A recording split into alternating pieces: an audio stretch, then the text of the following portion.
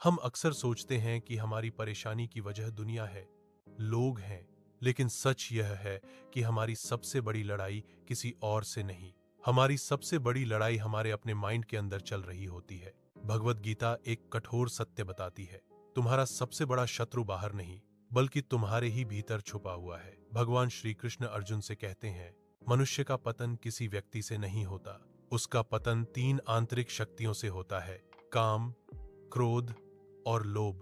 ये तीनों मनुष्य के सबसे खतरनाक इनर एनिमीज हैं, क्योंकि ये दिखाई नहीं देते, लेकिन हर निर्णय को चुपचाप नियंत्रित करते हैं और इंसान को अंदर से कमजोर बना देते हैं। काम यानी इच्छा, लेकिन जब इच्छा नियंत्रण से बाहर हो जाए तो वही इच्छा एडिक्शन बन जाती है।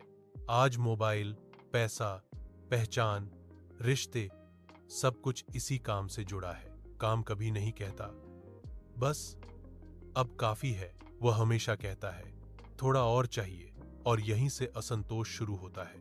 क्रोध यानी गुस्सा, एक ऐसा जहर जो पहले बुद्धि को नष्ट करता है। क्रोध में लिया गया हर डिसीजन बाद में सबसे बड़ा पछतावा बनता है। रिश्ते टूटते हैं, करियर बिगड़ता है और इंसान खुद को दोष देने लगता है। गीता कहती है, क्रोध से विवेक नष्ट होता है। लोभ यानी लालच, सब कुछ होने के बाद भी अधूरापन महसूस करना। लोभ कहता है दूसरे के पास ज्यादा है, और यही कंपैरिजन मन की शांति छीन लेता है। लोभ इंसान को अंधा बना देता है, उसे सही और गलत का फर्क भूल जाता है और जीवन दौड़ बनकर रह जाता है।